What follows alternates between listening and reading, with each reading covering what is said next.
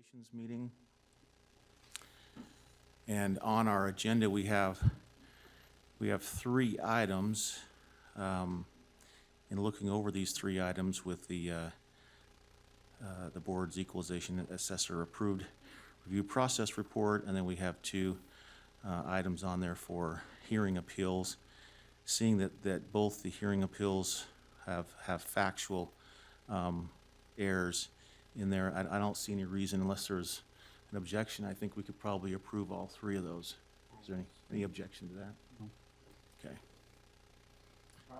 Excuse me, then I will move that we approve regular agenda items numbers 1, 2, and 3 as stated. Second. I get a motion and a second to approve agenda items number 1, 2, and 3. All in favor say aye. Aye. Aye. That passes 3-0. If we could adjourn. Motion to adjourn. Second. I get a motion and a second to adjourn. All in favor say aye. Aye. Aye. That's 3-0. Now we're adjourned from that meeting. We'll move to our regular commission meeting. And as always, we look, oh, sorry, I'll wait for a second for the recording to switch.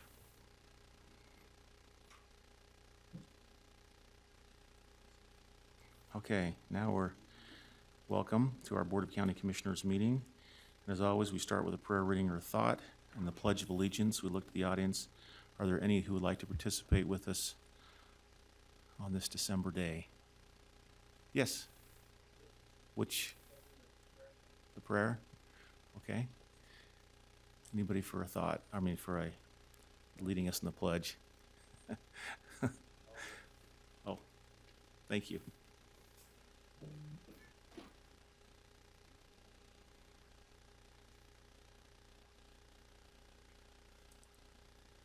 Well, this will probably be the last time I get to do this.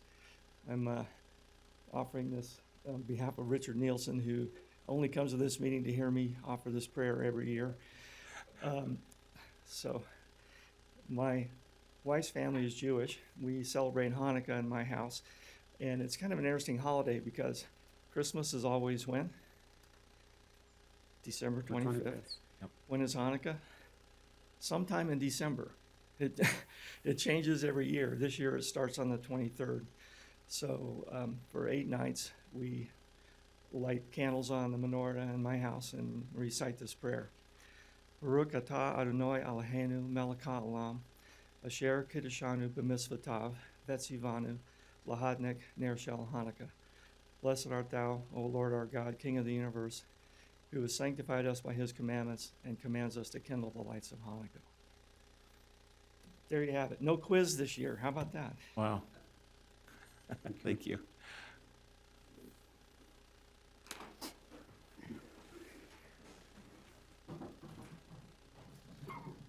Y'all join me in the pledge, please. I pledge allegiance to the flag of the United States of America and to the republic for which it stands, one nation under God, indivisible, with liberty and justice for all.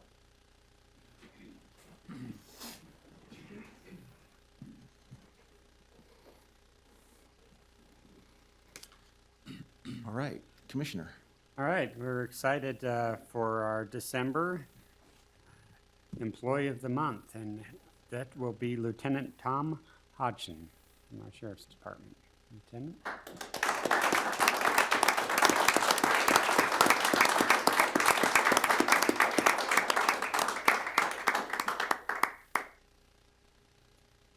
There's apparently not enough people like O in this room right now. You can come on up. So we've got a little something they wrote up about you if you're brave enough to hear it. I can't wait. Lieutenant Tom Hodgson has served our county and the state of Utah well in protecting the constitutional rights of all citizens. He certainly recognizes that his badge is a symbol of public faith while enforcing the laws of the state of Utah. We have been fortunate enough to work with Tom for the last 34 years with the Sheriff's Office. We have worked together in patrol, detective, and search and rescue. In every organization, there are people who just seem to stand out, leaders who push forward, leaders who continue to push hard despite the many difficult problems they encounter along the way. I can honestly say that Lieutenant Tom Hodgson is the tip of the spear one who continues to show passion and fight for another day in making our communities a safer place to live. He has always been a protector of those who are less fortunate than many of us. He is one of the best examples of service-oriented leadership that I know by his deeds for many years. He has orchestrated one of the greatest Shop with a Cop programs for those children and families that are truly less fortunate than we are. He has overseen this program in Utah County for 29 years. Because of his efforts, Tom has brought local law enforcement agencies and communities together for one noble goal: to provide Christmas for children who would otherwise go without. I assisted him one year with Shop with a Cop and had the fortunate experience of helping a child who did not have a bed in his home.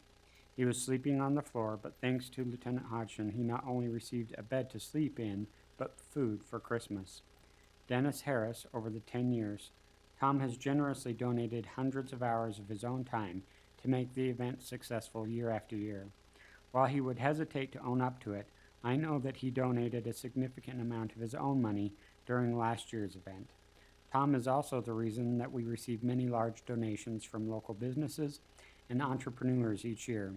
He is trusted and beloved by many in the community who have come to know him through the service he has provided as a law enforcement officer. If you were to ask Tom how he can find the energy to do this year after year, he would simply say, "Because I love it." He is trusted and beloved by many in the community who have come to know him through the service he has provided as a law enforcement officer. This compassionate and generous behavior is what we admire most about Tom. We are proud to be associated with him and blessed to call him our friend. Congratulations, Tom.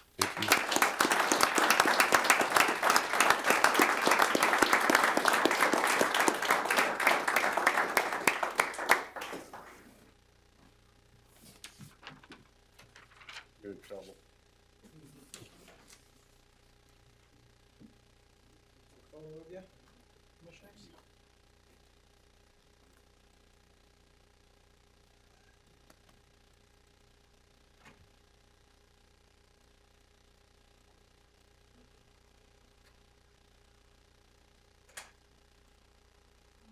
Perfect.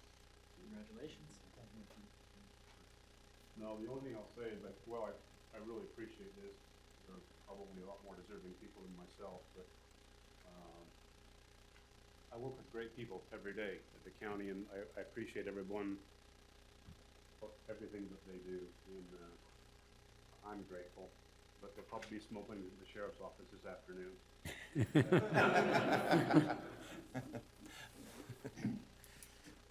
All right, thank you. Well done. Okay. We'll move to building our agenda.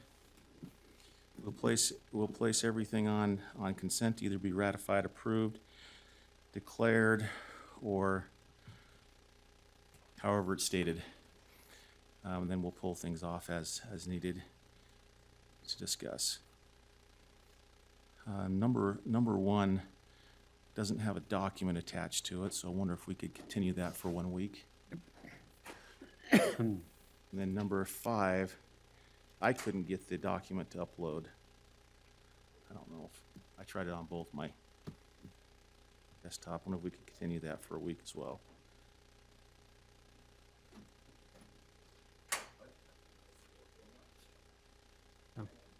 Nine. Yeah, I tried, did you get it pulled? I tried it on both my iPad and my desktop, couldn't get it to upload, so. Okay.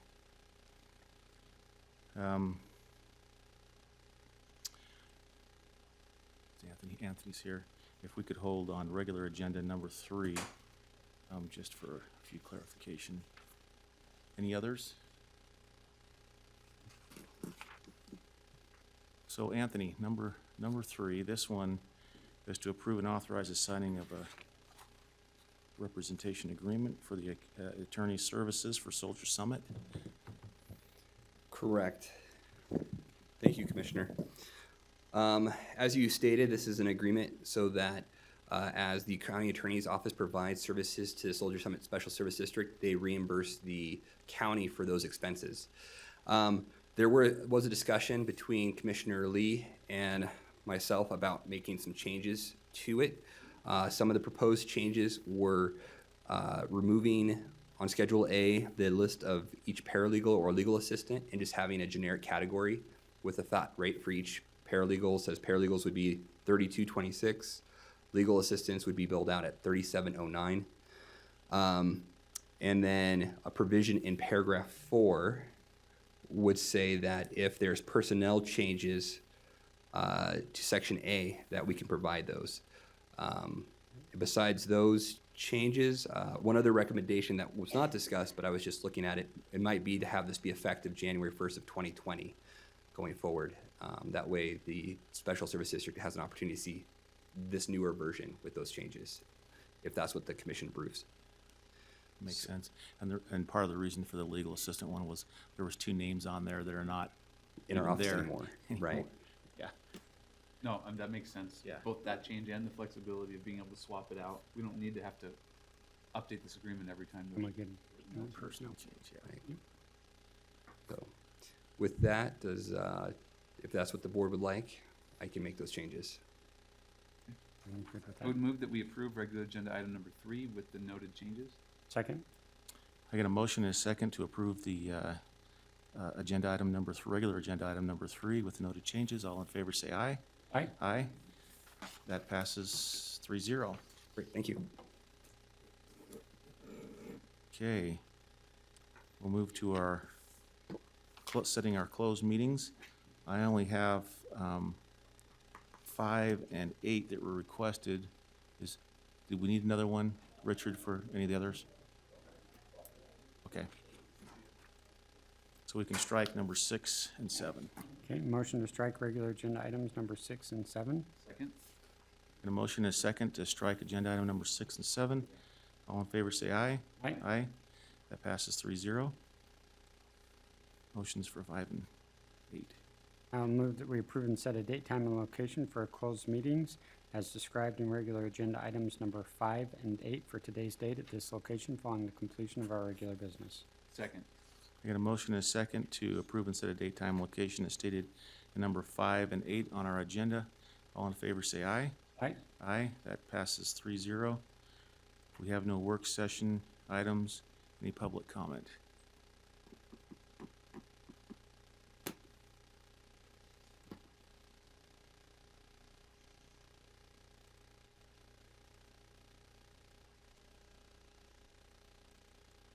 Good morning, Commissioners. Jim Tracy, citizen, Utah County. I came here today to address an issue I think that would help you in your understanding of specifically the ICE contract as you get ready to do contract or funding sources and consider the county tax increase and how the county might raise revenue. Back when I was sheriff, we had a contract with ICE to house prisoners. I heard some comments recently, read some in the paper, and saw some during some of the meetings that you were discussing as commission the different issues concerning budget. Commissioner Lee specifically made a comment that he was kind of lamenting the fact that we didn't have that $4.5 million of revenue with that ICE contract. And I'd like to go ahead and clarify with some facts why that was an issue then and why it would be an issue now. The ICE contract was built upon a formula for reimbursement that was submitted to us, and we had to follow that, and it was submitted by the federal government through ICE. That contract allowed us to be reimbursed for actual cost. So if we had $4.5 million in revenue coming in, we had $4.5 million in expenditures going out. There was no money that was above the contracted price and cost that would be set aside for other things that could be used for the county purposes. At the time, it made sense to have that contract because a small portion of that formula was a stipend to come back in for the actual square footage that ICE was occupying within the jail. And that revenue for that part would help offset the bond that was there for the jail to be paid back for building the jail. That was the only part that was ever a real benefit to the county other than helping remove people from the street that were in our local region who had entered the country illegally and were waiting for a deportation hearing. So there really was no excess revenue there, a benefit to the county above what was being expended. It was being recouped. That even became problematic in the end when there were three different things that were kind of a problem. One was employee morale and employee mental and physical health. Because the way the jail was situated, we have been understaffed there for years, both from the fact that we can't attract people to fill all those seats. I'm sure there's currently probably openings in the jail that are unfilled now. So that leaves a staffing deficit. And the entire program for the ICE contract was run on strictly overtime, no full-time employees additional. So you had an issue where we were understaffed in the jail for the other people that were there that were not ICE contract, and then heaped on top of that was the overtime that was being expected to be given by those understaffed employees. It ended up in a situation where we had mandatory overtime. And that became such an issue based on the fact that even though people were making more money than a regular salary, they had no time to spend it. They had no time with their families. There are people working 130, 140 hours in a 2-week period just to fulfill those demands. So it became an employee health and morale issue. Secondly, there was the issue of litigation. Near the end, there was a group of people called the CRCL. It was a group that was a watchdog advocacy group that was empowered by the Obama administration to do oversight and a watchdog function on ICE. That allowed those people to come in with an agenda to our jail and basically interview inmates and asking them how they'd like to sue the agency that's holding you. And in the end, we had 3 specific supposed cases of civil rights violations that we were going to be sued for, which would have cost a lot of money to defend. But we never even had a name with any of those 3. They were case numbers given by CRCL and given to us with a notice of intent to bring these lawsuits, plus a demand for records of every sort. It was 2.5 pages of single-spaced line items of records that they were demanding in preparation for these lawsuits. Our IT people and our records people determined that to fill that demand would have constituted a report of over 60,000 pages. So that litigation became an issue, along with the fact that there's no excess money and the employee health issue. That's why we broke the contract. And in fact, the day we broke the contract, we were on the phone with Washington, D.C. ICE representatives, local representatives of ICE, and this CRCL. And the day we broke that contract, CRCL said, thanks, don't worry about those lawsuits anymore. Their whole purpose was to get us to basically break that contract and reduce the number of incarcerations. I never heard from them again. I don't know how civil rights could be so egregiously violated and then be of no concern after you break a contract. So anyway, for those 3 reasons, we did not continue that contract. And I believe those 3 reasons would still exist. CRCL even made that statement, should we ever reopen a contract with ICE, they would be back.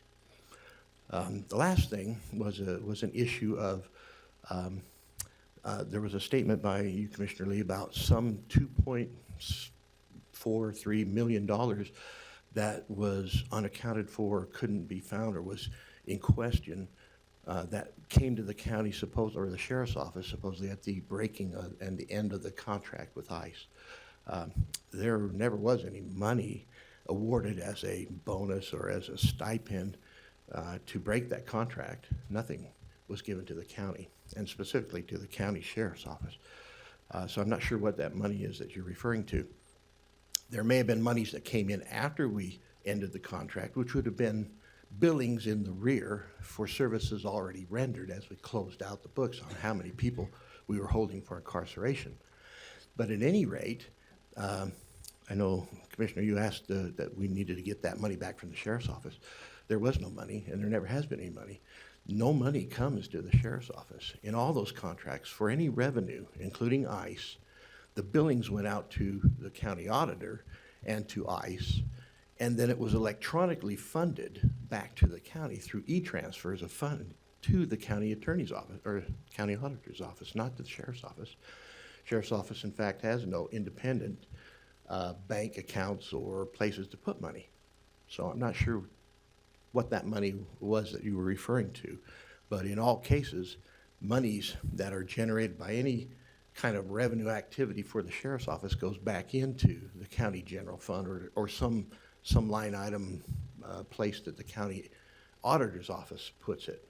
We don't see those checks. There's not a check written, so there's nothing we could squirrel away or put somewhere else to use for something else. The only money the sheriff's office ever has and still continues to have would be that money that is approved by line item in the budget preparation for the year prior to the budget that it's expended in. And those monies then are also only spent by a written purchase order. And that purchase order is then rechecked again by the commission and rechecked again that funds are available through the auditor's office.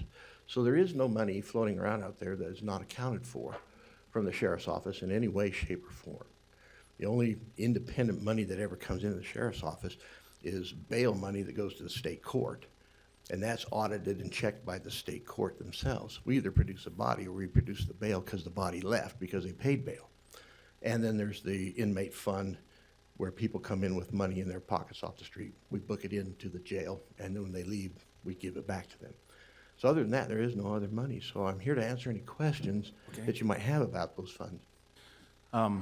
Yeah, I think there's probably a complete misunderstanding of that $2.4 million, and we'll clear that up. Okay. You came into my office years ago, and we were looking at the ICE contract and getting out of the ICE contract, and you came with numbers. And I've got a copy of still those numbers in which we talked about the $4.5 million, and you said, and the numbers said there's expenses of $2.4 million. That $2.4 million was an expense that had to be used to do the contract. And that's how it was laid out. I mean, I still have that document. And so you started at $4.5 million in revenue, and you said there's $2.5 or $2.4 million in expenses to fulfill that contract. And so That was just for overtime, for payment for the deputies. That didn't include the cost of water, electricity, clothing, food, and those other ongoing costs that were not related to employees. And so when we talked about that, we said $2.4 million in expenses, $4.5 million in revenue. When you minus those, there's a difference between those. And of course, we did talk about the lawsuits and the possibilities there and the different standards that are taken. And I listened to all that and said, okay, you know, if we got $4.5 million in revenue and $2.4 million in expenses, then when we get rid of this program, the $2.4 million has to go away somewhere, even if it's overtime. But that never happened. It never happened where that $2.4 million in expense that to provide the program went away. And that was part of the conversation. It had nothing to do with money coming in or floating around or anything of that nature. Okay. It was Well, just that an was unclear. accounting, it was an accounting function. I see.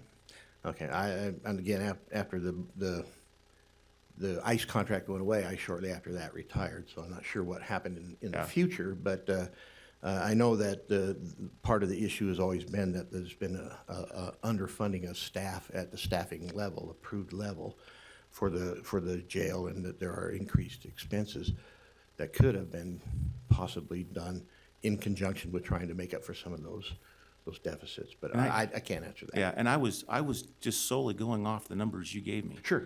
And those numbers were reflective in the sense of $4.5 million in revenue, $2.4 million in expenses. And so when I look at that, the conclusion is that there was more money coming in than it was expended out. And that's the reason why that dialogue happened. And I said, well, if we're going to get rid of the revenue, then we should also get rid of the expense. You're saying, yeah. Well, just for clarification, yeah, the part of that we were talking about was for overtime and personnel expenses, not issues of total compensation for what it cost the county with the addition of clothing, food, electricity, and all that other things, including the cost that went back to the county for the reimbursement of the bond. Okay. Any other Okay. questions? All right. Can you remind me, either of you, of the timing? Because this conversation is a little different than I've understood that. I thought we got out of that contract, I mean, well before my time, but thought it was like 2017.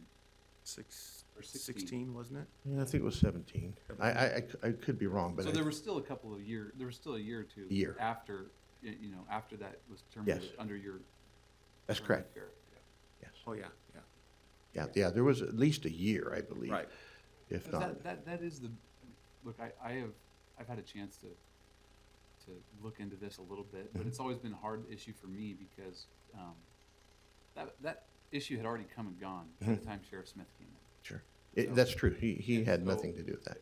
For me, that's was hard is, you know, he's trying to manage, his responsibilities and keep our community safe with the budget that he inherited. Right. So I've never understood how to connect this issue with his responsibilities. And he's, in my opinion, doing a great job. And so, but this issue, it is a real question, you know, because, and as I've talked to law enforcement agencies kind of throughout the state, is when you lose that amount of inmates, when you lose that amount of cost, and you decide to break, you would expect to see a dramatic decrease in the budget. That's correct. I think anyone would expect to see that, and it didn't happen, and so that continues to be a mystery to me. I mean, and the only explanation I've got that has made sense is although I don't think it really gives the full explanation, but is that there was understaffing the whole time, That's correct. and so even after that program goes away, we still needed to hire more corrections. That's correct. deputies. I mean, as many as Tremendous 20. demand for overtime. That's correct. Should they ever get fully staffed, at that point in time, that was the difference between 20 full-time employees that were not on the books at many times. Yeah. I mean, we even had a high of 26, I believe, that was vacancies at one time for 3 or 4 months. And it's still, so that represents considerable amount of funding based on what a FTE costs, you know, as far as their wages and benefits. So anyway, yeah, that would be a valid point, is that there should be a reduction somewhere in there. But I do know, like, again, that many of those issues that were underfunded to begin with could have absorbed some of that money. And if they were able to bring up their staffing levels, that would also take more money to be where they were authorized at full strength. Just for reiteration, Sure. Sheriff, so I'm clear on this. In the contract itself, the actual formula was for reimbursements only and actual costs. That's right. So within the contract itself, there was no opportunity for the county to make money that could then come into the general fund to be used for back into the sheriff's department or wherever. At that time, that was true, other than the very end, when ICE became very desperate, they started upping. For some reason, that whole formula went away, and where they could never pay anything more than costs, they started offering us a per head or increase in the daily rate. But at that point in time, like I said, the money that could have been generated would have been back on the backs of employees who were already understaffed and literally broken as far as their mental and physical health and their morale based on the forced overtime. So instead of the $70 a day or whatever roughly that we collect per inmate, they would have paid us 80 or 90 or? Yeah, possibly even more than that. At the end, they were throwing out wild numbers. Again, though, the problematic part of that is that could go away the next day based on politics. Those numbers fluctuated based on who was the president and whose agenda was being followed, as far as rules and regulations that were given to ICE on who they could detain, who they couldn't. Those changed and fluctuated many times. We went from a contract of 150 down to 100 at one time, and went up to almost 300 at one point, where we were keeping that many people. And of course, those costs fluctuate based on whoever's there and the numbers of people. So it was hard to put together what that would represent, yet we were trying to pay for it out of a fixed budget, which was in a line item that was set the year before. And those numbers could fluctuate and cost us more than what was in the line item. We would be reimbursed for that, but it was never a sure thing of what it would actually cost because those numbers fluctuated greatly. And again, so we have to front the money because it's all reimbursement. That's correct. It's all in the rears on billing. And on a timing matter, this was month to month, there was that degree of fluctuation every 6 months? monthly, yeah. I mean, we could turn around and they would come in with 3 buses and take out 150 in one day and just overload the staff with trying to get things in and out. So, it was very problematic from a number of points. And as a personal recommendation, I would not recommend bringing that back in for those reasons that I stated. And I also just, well, since we're on the record, do support that tax increase coming. It's long overdue. The county needs those funds to be able to provide services at least a minimum level that's acceptable to the public. So, no other questions, and thank you for your time. Thanks for your service. Thank you. Any other public comment? Okay, seeing none, we'll move in our closed meetings.